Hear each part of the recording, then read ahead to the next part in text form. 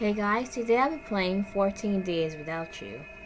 You have a mysterious individual who seems to be more than just obsessed with you and is willing to do anything to have you.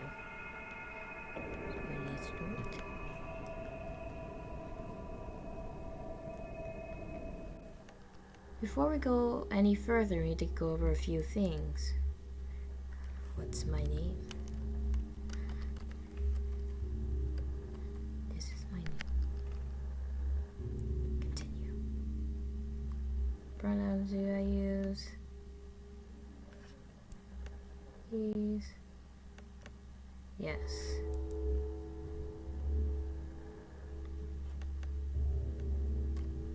I see. I can't wait to finally meet you, Angel. Her nickname's Angel.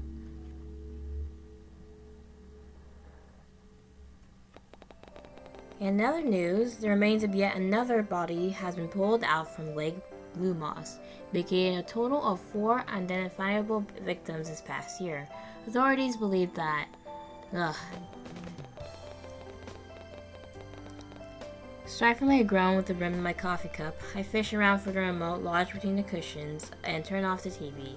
I wasn't about to let some morbid headline dampen the start of my cheerful morning, especially considering how today was going to be my first day of work after finally getting that hard-earned promotion. I mean, sure, stacking and sorting through books at the library might not have been my dream job, or even my first choice of places to work at, but the pay was nice, my coworkers were friendly. The building was located within the perfect walking distance from my apartment. That sounds like a perfect job. There was even this adorable little bakery along the way that served the best shortcakes and croissants known to mankind, and the manager there always loved to hand out small freebies whenever I stopped by. I guess moving back to Corland Bay wasn't so bad. I mean, aside from all the murder and killing that's been going on recently. It still beat living in the city though. Honestly, I wasn't even sure why I left my hometown in the first place. The fast-paced hustle and bustle lifestyle of the city just wasn't that what I was longing for whenever I stared out my window on sleepless nights. And the people there were always rude and indignant. I said that wrong. Nothing at all like Corland Bay, where everyone felt like a close-knit family and the air smelled like the sea rather than pollution. And sure, the local crime rate might be getting out of hand recently, and there might be less things for me to do here, but my new job kept me busy, and I preferred spending time alone at the beach over visiting shady bars with people I barely considered friends. In fact, setting my mug onto the table, I reach into my pocket and pull out my phone. A notification from Moth, my online friend, pops up, so I tap on the screen to read their message. What greets me is an adorable sticker of some anime character giving a thumbs up, as well as a short message that said, "Good luck today," underneath. Moth had always been adamant on showing their endless support for me, even after 5 years of friendship, curse memes, and shitty Wi-Fi video calls. Even though I would never admit it out loud, I was truly grateful to have someone like them in my life. Pulling up the keyboard, I began to type a response to their message. How will you respond? Have choices? Sending me back with zero context. Send back another sticker? When did I download that pack of anime stickers? Not that I was about to complain or anything. After all, they were free, extremely cute, and included some of my favorite comfort characters. Without hesitating, I sent back a sticker of some green-haired protagonist holding up a giant heart. The chat gray bubble pops up just as I hit the send button, indicating that Moth was typing out another message. By the way, didn't you say last night that you were gonna head to work at 8? Cause it's like almost 9:30 where you are right now. Right? Or am I just dumb and got the time zone mixed up again? LOL. Looking at the time displayed on my phone, I immediately let out a string of curses and leaped to my feet. You didn't notice? Shit. Grabbing the coat that I had carelessly strewn across the back of the sofa earlier, I quickly shrugged it on before making a beeline towards the front door. Before I leave, however, I spared myself one final glance in the poorly hung mirror in the hallway. Hopefully the outfit I chose was appropriate for my job.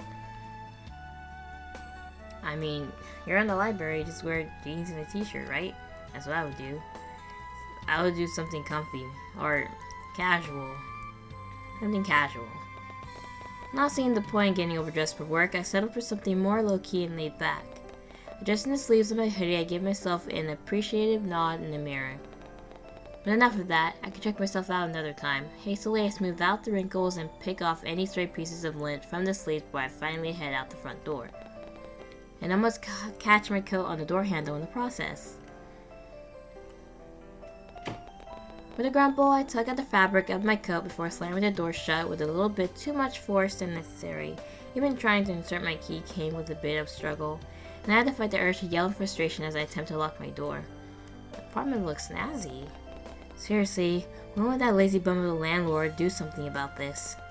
I swear I've complained about this at least 4 times this month. Oh, hey there, Minri, looking good. My neighbor, Violet, practically beams at me while she fishes through her pockets for her own apartment key. Resting on her hip was yet another potted plant, and I found myself wondering where she was going to put it this time. I was almost entirely convinced that her whole apartment had been turned into a greenhouse at this point, considering how her balcony was practically filled to the brim with different kinds of plants, greenery, and other various kinds of flora. But I wasn't about to complain or anything. The fragrance that wafted in with the wind always smelled very floral and earthy, and it did well to mask the smell of smoke and burnt food whenever I tried to cook. Left the shoes, by the way. Her voice pulls me away from my thoughts, and I notice how the growing smile on her face doesn't seem to falter. In response, I assure her on my own. It was apparently enough to brighten her mood even more than it already was. How will you respond? It's nice to see you again. We're already late anyway, let's make small talk. Yeah, it's nice to see you too. I usually still be at the flower shop at this time, so it's nice to finally be able to catch up with you like this, especially when our schedules align. Speaking of, you should stop by my place the next time you're free. I'd love to introduce you to this little guy's family. Oh, I almost forgot. I've been meaning to ask you this, but when were you going to tell me that you were seeing someone? Seeing someone? Huh? A knowing look pulls at her features as Vi continues to fiddle with the lock on her door. What are you talking about? Come on, don't act like you didn't have a guy over last night. I saw him leaving when I took Kathy out for a walk. That is so creepy. What? I've been more worried about my neighbor taking her named plants out on a walk, but the thought of someone leaving my apartment seemed to set off way more alarm bells. I give Violet a concerned look and she picks up on it almost immediately. You don't remember? Didn't you? Don't tell me you were drunk or something. With a huff, she gives up on trying to unlock her door. It seems as though we both share the same problem with our apartment locks, and placed her potted plant on the ground before slowly making her way towards me. Tall guy, wearing a dark slasher's hoodie, probably into either alternative fashion or bondage with the crazy amount of belts and loops wrapped around his leg. Ring any bells? No. Last night I was just catching up on some TV shows and talking with my friend. No one came here, and even if they did, I would have heard them. My place isn't really that big anyway. It was some dead guy. Really? But I was so sure it was your door. A hand rests on her cheek in a thinking manner before she pouts up at me, seemingly giving in, for now. Well, alright then. Maybe it was somebody else's apartment. I mean, it's always so dark in these hallways at night. Honestly, what is our landlord doing? But still, would it be okay if I check with security downstairs later? It gave me some peace of mind. Yeah, that's fine. Alright then, well, I got some plants to water and some MMOs to raid in, so... Violet's out one last huff before she picks up her plant. What did she name this one again? And goes back to unlocking her door. Good talk, I guess, even if it was kinda awkward. Yeah, sure. See you later, V. Slipping past my neighbor and into the cramped hallway, I quickly make for the stairs. When would they fix that damn elevator? I break into a slight jog. Thankfully the weather was cool today and the shoes I chose wouldn't leave me with blisters by the time I reached the library. The smell of old paper, coffee, and soft incense floods my senses as I step through the glass door of the library. The melodic chimes alert the woman at the reception desk of my arrival, and I watch as she tucks a strand of stray blonde hair behind her ear as she turns to greet me. Hey, Eleanor. Oh. She looks surprised for some reason, before her expression morphs into a soft smile, as she beckons me closer with a nod of her head. Eleanor is one of my coworkers here at Cornland Bay Library, and one of the very few people here who actually gets work done. And although she's notorious for being rather scattered-brained, she's more than mixed up for it with her caring and doting attitude towards everyone. But her nurturing personality can get rather overbearing at times, and I often find myself having to step away in order to get some breathing room. Nevertheless, she's a charming person to work with, and I appreciate her always looking out for me. After all, who knows what my sleeping schedule would have looked like without her help. Maybe just on time. I printed out your... Wait, where did I... Her expression turns into a slight panic as she spins on her heels, and I slightly watch with her amusement as she shuffles through the various books and stacks of papers lining her desk. Do you really have to dress all fancy to work at that library? Like, the libraries I visit, people don't dress that fancy. I mean, I guess it is a desk job, but like still. Where did I leave it? Ah, here it is. Spinning around once more, Eleanor comes back and hands me a sheet of paper with the word schedule printed in big, bold letters. I take it from the grasp and give the sheet a once-over. Well, it looks like I'm going to be busy for the next few weekends, but I guess Eleanor doesn't seem to share the same disdain as me, judging from the playful look plastered on her face. So, how does it feel to no longer be the one in charge of stacking books all day long? Although, you still have to work the front desk from time to time though, unfortunately. I offer a weak smile at her words before rounding the corner and placing my bag under the desk. And as I begin to pull out some of my belongings, the front door chimes once more, letting everyone know that another person has come in. Figuring Eleanor had covered it, I leave the customer to her as I go back to setting everything up for the day. But as I turn around to check on her, I notice that Eleanor has already finished reading the customer and was on her way back to her own desk across from mine. As I'm sensing my gaze, she spins around in her office chair and flashes me a teasing grin. Look like he's back again. Eleanor gives a soft chuckle as she inclines her head in the direction of the person she was talking about. You know, that new guy. I don't know when he started showing up here in the Bay, but he always comes in here and rents out the books you recommend on the display window. If I didn't know any better, I'd say he has a little crush on you. Especially with that outfit, the laid-back look is making me jealous, honestly. Maybe I shouldn't have worn heels today. Snorting, I push Eleanor's office chair so that she's facing the other way and focus on my attention back to the papers in front of me. I was with everyone today, always smiling, gossiping about other people, and meddling in business that wasn't our own. It was bad enough that I had to deal with a potential intruder, and I doubt my deadbeat landlord was going to do anything about it. I might just need to buy a stronger lock on my way back from home. Maybe even some type of alarm system? But would the stores still be open by then? All of a sudden I get pulled backwards as Eleanor playfully wheels my chair around and leans over my shoulder to softly speak into my ear. Would you look at that? Little boy in aisle 8 needs some help, it seems. She nods her head in the direction of the red light flashing above the bookshelves, signaling to the staff that someone in that row needs assistance. With a sigh, I reluctantly stand up and make my way over. I already knew for a fact that Eleanor wasn't going to go help them herself, so I begrudgingly began to make my way towards the aisle 8 alone. I know better than to glance back though, knowing fully well that my teasing coworker would be sporting the biggest grin on her face at my misfortune. Ducking around the corner into the aisle, I was immediately met with a broad backside that was covered by what had to be the comfiest looking cardigan I ever seen. The person who it belonged to, however, hadn't seemed to notice me yet, so I awkwardly cleared my throat and absentmindedly shifted my weight from one foot to the other. Ahem. That is a nice cardigan. Ah! He seemed to jump at the sudden noise before sheepishly turning around to face me.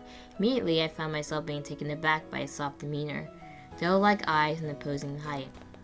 So this is the guy who had rented out my recommended books on the display window, huh? Well, it definitely fit the aesthetic of a cozy literature lover in the need of a good book. His pink hair also reminded me of Haruko, an anime character that I had recently been obsessing over with Moth during one of our late-night video calls. In fact, even the overall cut and style appeared vaguely similar to his. Did someone cut their hair like that? I think someone cut their hair like that. It's pretty cool, though. But then again, this hairstyle could have just been trending right now or something, and I just so happened to be the last one to know about it.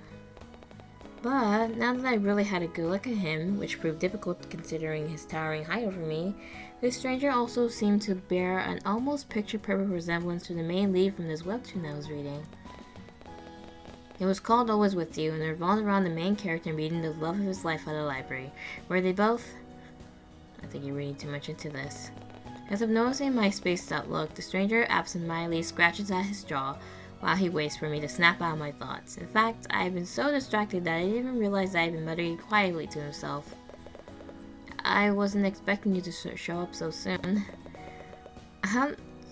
Sorry, I hope I'm not bothering you. I was just looking for, His voice pulls me back to the present, and I hastily tried to make sense of what was spilling from his cherry-tinted lips. Watching him struggle with his words would have made any apathetic person feel bad, so I offered him a reassuring smile in return and an encouraging nod on my head. At that, he takes a steady inhale of air before trying again. I need some help. I'm looking for a specific book, you see, but... And now he's playing with the ends of his sleeves. I felt a sudden urge to reach out and stop him. Did I find the action annoying, endearing, relatable? Who knows, but instead I held back and waited for him to find the words to speak. Is that annoying? But wow, even his mannerisms were eerily similar to Haruko's. The endearing awkwardness and subtle sleeve tugging gave me a sense of deja vu. And it honestly felt like he walked straight out of the anime and into this very library. Man, Moth is gonna freak out when I tell him about this later. The stranger in front of me takes in another shaky inhale before he tries to speak once more, this time with a lot more confidence in his tone and a fire in his eye. Do you have any books on native flora? The best I found are on generic wildlife, but nothing about coralline-based plants. Or maybe I'm just in the wrong aisle? He was looking for a book about the native flora. Perhaps I should introduce him to Violet. Chuckling to myself at the thought, I stepped closer to the tall man and began scanning the contents of the shelf beside him. He almost seemed to flinch at the sudden closeness between us, but showed no signs of moving away. In fact, he seemed to almost lean closer and incline his head towards mine. And had I not been too preoccupied with finding that book, I would have noticed the way his breath hitches in his throat as my scent floods his senses. So specific. No, you're definitely in the right aisle. Those kinds of books are just more hidden, I guess. I step past him this time and make my way over to the lower part of the shelves. Absentmindedly, I run my fingers against the spines of each book until I come into contact with one book in particular.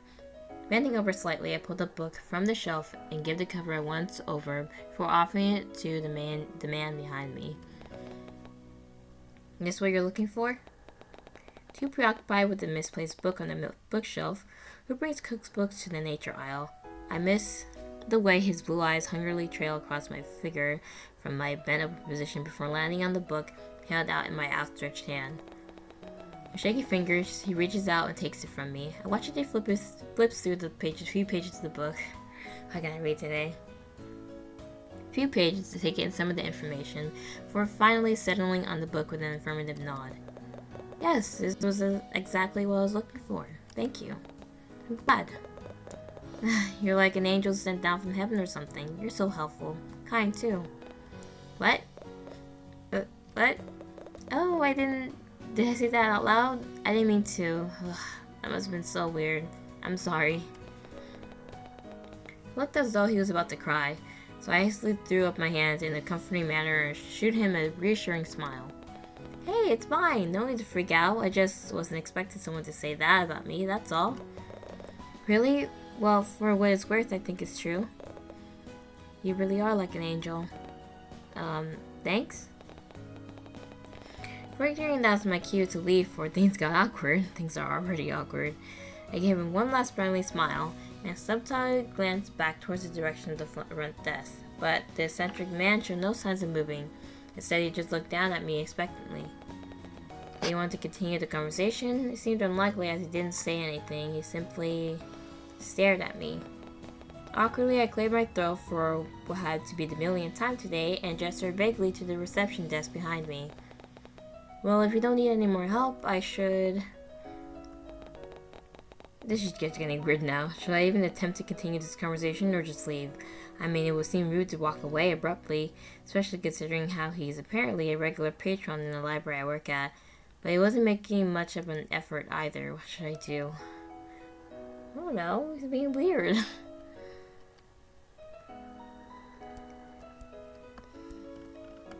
I don't know. Politely excuse myself. I should probably head back to the front desk now. Sorry, but I can't be away from it for too long. Unless I want to get fired or something. Wait, he seems almost hesitant for a moment before his hand shoots out. Most of it was covered by the sleeve of his cardigan, but it was close enough to my line of sight that I can make out the faint cuts and marks lining his fingers. Were those burn marks? My name is Ren. It was nice to meet you, and thank you for your help. Oh, was he introducing himself? In that case, I take his outstretched hand and gave it a gentle shake. His breath seemed to catch in his throat at the contact, but he disguises it as clearing his throat awkwardly. I'm Rumi. It's nice to meet you too, but I really need to go back and... Say, are you busy later? I'd love to thank you for helping me find his book. Seriously, what was up with this guy? One minute he's shy and the next he's bold. It was almost like he was putting up several fronts to see which one I respond to better. Joke's on him though, because I found all of them equally as headache-inducing. Actually, I'll be busy this afternoon. I need to buy a new lock for my apartment. A new lock? That doesn't sound good. Can I ask why? I guess it wouldn't hurt to tell him. I mean, what was he going to do? Personally show up at my doorsteps and test the new lock for himself? Apparently someone broke into my apartment last night and I didn't notice. I don't know. I don't think they stole anything, but it's still creepy. I figure it'd be better to be safe than sorry, you know? Yeah, but it sounds like instead of a lock, you just need to jump the scumbag when they least expect it and beat him up to teach him a lesson. Stay up all night if you have to. Really get the edge on them. You can't help but let out a genuine chuckle at his suggestion. If I had to choose, then this would have been the side of him that I preferred. He seemed at ease, and his words didn't seem as forced or awkward. Yeah, and who's gonna be the one to beat up the guy at 3 a.m.? Because last time I checked, I'm not the type to go around throwing punches at people I don't know. And definitely not before the sun is up and shining. I could do it for you. You? But, I mean, we don't even know each other that well, and... That's fine. I can tell you all about myself once we walk there. My whole life story and everything. When I was born, the school I went to, how many cute librarians I've met. Which happens to be one so far. Before I could even comment on his sudden confidence, Ren seemed to pick up on my discomfort at his choice of words, if it even was discomfort that I was feeling, and hastily backtracks. Hey, or not, I was just messing around. I didn't mean to make you feel uncomfortable. There was again the subtle shift in his personality, but now that I mentioned it, would it really hurt to invite him over to my place for the night? Definitely looked like he can handle himself in a fight, his contrasting outfit aside, so maybe it wasn't so bad of an idea. You just met the guy. You just met him. It won't go so bad.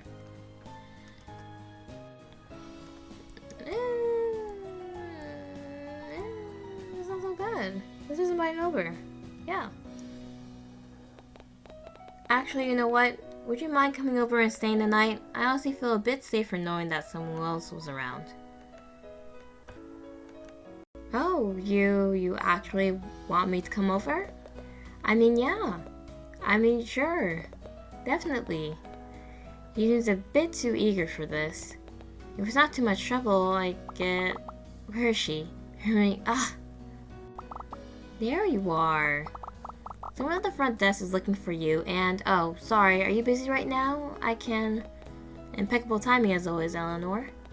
No, it's fine. I think everything is already handled here, right? I give the two of them a soft smile before making my way towards the reception desk, but as I pass by Eleanor, I gently clasp a hand on her shoulder and shoot her a playful look of my own. If you need any more help, I'm sure Eleanor here can assist you. She loves helping others, right?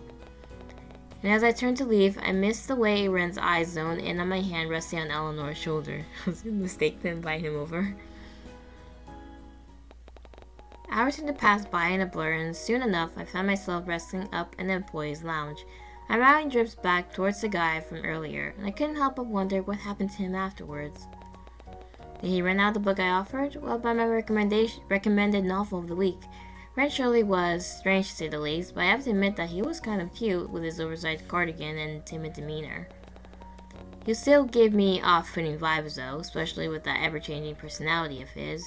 If I had to be completely honest, that shy and timid persona that he displayed really felt rather forced to me. It was almost as if he saw on TV or something and wanted to try it out himself, and I just happened to be one of his work's victims. But who was I to call him out for it? If I actually wanted to act all shy and demure, then that was his business.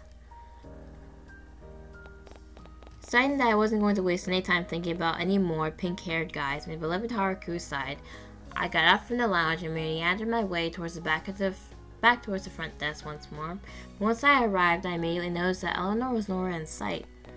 That was odd. It wasn't like her to leave the reception desk unattended. Maybe she managed to knock over a pile of books again and was busy cleaning it up. Well, whatever, I'm sure she'll turn up again soon. The impact from me plopping down into my office chair caused some of the papers around me to rustle, and a bright pink sticky note fluttered around and captured my attention. Something was left here by Eleanor. I peeled the folded note off my computer screen and read it. Angel. And folding it, read the following. I'll wait for you after work, but if you change your mind about our deal, then just keep walking. I'll take the hint, don't worry. That stuttering guy from aisle 8. Couldn't help but crack a smile at the name Ren chose for himself, and before I could allow Eleanor the chance to manifest behind me and tease me to Kingdom Come, I pocketed the note and go back to sorting through the stack of returned books left on the desk. Once work was finished, I met up with Ren, who was patiently waiting for me on one of the benches near the library. From afar, he looked like an oversized puppy waiting for his owner to return, and immediately I found it rather cute, especially with how his figurative tail started to wag upon my arrival. Ren seemed all too happy to see me, and before I could call out to him, he offers me a bottle of water that I assume he bought from one of the stores down the street. You worked hard today. Now you can finally rest, huh? He's looking down at me again with a glimmer of expectancy in his eyes, and I hesitantly take the water from his grasp while giving an affirmative nod in my own. Thanks? No problem. Do you want to head off now, or do you want to rest for a bit? I mean, you were standing a lot today. He seemed lost in his own thoughts now, and I found myself wondering how he knew what I would have been doing all day. After all, I figured he would have left after he found that book, but maybe he stayed a bit longer to read it? Not fine, but do you think we can make a quick detour? In the end, we eventually found ourselves heading in the direction of the local locksmith, and made sure to ask Ren all about his entire love story on the way there. So, this is my place, you'll have to excuse the mess. I wasn't expecting to have anyone over. Hey, don't worry about me, I know you're not a messy person. I mean, from what I can tell, you don't seem like the type. It's obviously the guy that broke in. Yeah, well, I hope you can still keep that image of me after you see the state of my place. His soft laughter echoes down the hallway and almost drowns out the sounds of my neighbor opening her door. Oh! Violet almost seemed embarrassed as she jumps behind her door, clearly not expecting someone to be around at this time, but she brushes it off with a soft smile and steps outside. Hello again, Memory. We seem to be bumping into each other a lot today. Huh? Oh, who's this? Crap, how do I explain to her that Ren wasn't some guy I just met at work today? I'm certain she threw me out for bringing home a complete stranger, but still, he didn't exactly seem like the type to murder me in my sleep. In fact, he seemed more like the type of guy to ask me to return his order because he asked for no pickles or something. I'm Ren. Immediately, his large frame blocks my view as he steps in front of me and my neighbor, almost as if he wanted to put as much distance between us as possible. One of his hands shoots out from inside his pocket, and he gruffly offers it to Violet for her to shake. Concerned about his abrupt actions, I sidestepped him and looked up to gauge his expression. I'm a friend of Moonray's. I see. I haven't seen you around before, though. Are you new to the area? Relax, but he's not a serial killer or anything. Well, not yet. At least, I sure hope he wasn't. But why did I feel this urge to defend him? It wasn't like I could confidently say he wasn't some holy being that's pulled down from heaven or anything. Maybe he was the one who needs to be called Angel instead. Oh well, it didn't really matter. Really, Ren actually offered to stay at my place for the night in case that creep decides to come back. I would never do this in real life. That's how you get yourself killed. Oh, well, I mean, he certainly has height for it. Ha, I get that a lot. But don't worry, she's safe in my hands. Well, alright. A friend of Moonray is a friend of mine, but I have my eye on you. Mr. Totally Not a Serial Killer. She whispers the next part to Ren under her breath, but clearly has the intention of letting me hear it as well. Yeah. Just remember that I know what you look like now, so don't complain if you see your place plastered all over milk cartons soon enough. Bye, Moonray. Enjoy your night. No funny business, you two. I'm off for my walk now. Toodles. Ignore her, please. Alright. Okay, but I gotta ask, was she holding a potted plant on a walk? Yes, she was. It's just her thing. Dropping my keys into the bowl, I shrug off my coat and drape it over one of the chairs near the entrance. Well, make yourself at home. Turning to Ren, I watch as he awkwardly shuffles around the hallway, almost uncertain if he should come inside or not. He moves to take off his shoes, and I watch in awe as he neatly stacks them next to the umbrella rack. Oh, are you the type you leave your shoes on at home? Sorry, I'll... No, you're fine. God, he really was adorable. Now that he was here, I wasn't quite sure what to do next. Usually I'd pop on a TV show or some anime while I chow down on some takeaway food, or even just talk with Moth until some unreasonable hour in the morning. Now that I had company over, I'm not quite sure what to do.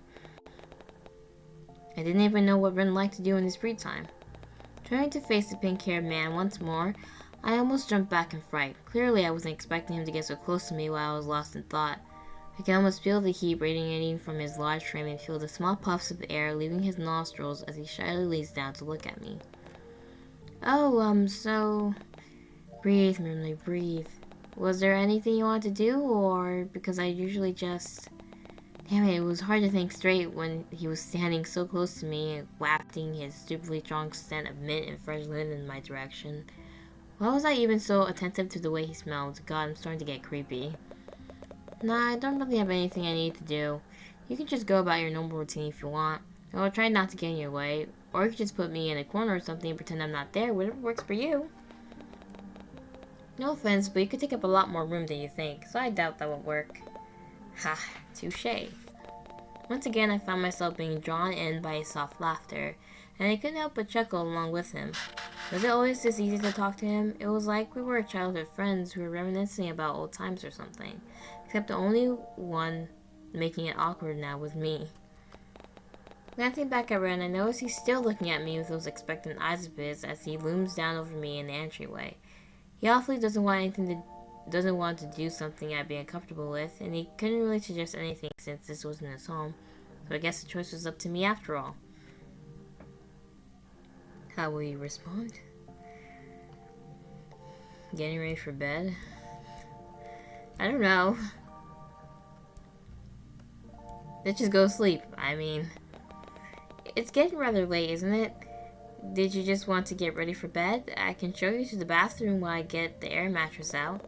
It's fine. I don't want to be a bother. I can just sleep on the floor or something. I don't mind, honest.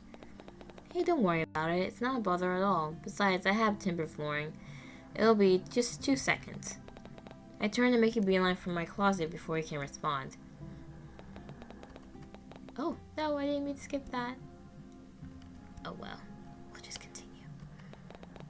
That is until I found out it had a massive gaping hole in the side. Those damn rats, I swear, if I ever had a chance to move apartments, I'd take it in a heartbeat, but until then I'll continue to send complaint after complaint to the asshole landlord. Rats? Oh my god. Really, I don't mind sleeping on the floor.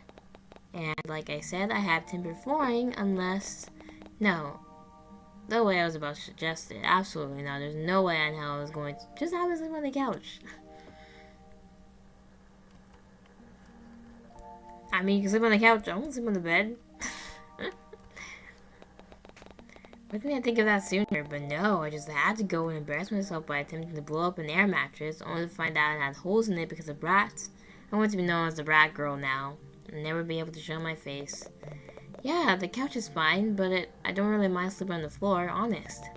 No, he doesn't seem fazed about the rats after all. No, it's okay, I'm the one who asked you to do this favor in the first place, so I owe you.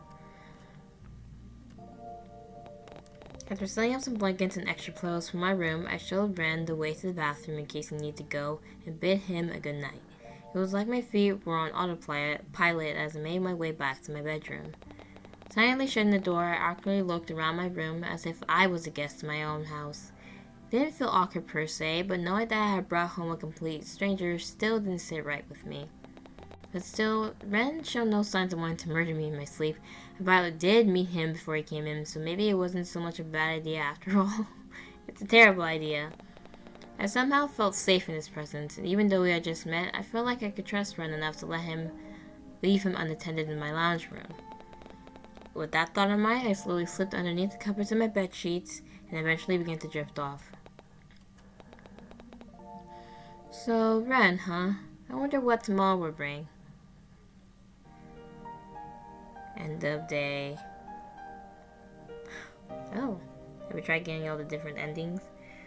Well, of course there'll be different endings. Ren is he's obviously a serial killer, if you haven't noticed it yet. He's also the one that broke into our character's apartment, and he's just really creepy about it. Well, for now, if we don't get him upset or anything, he seems really sweet.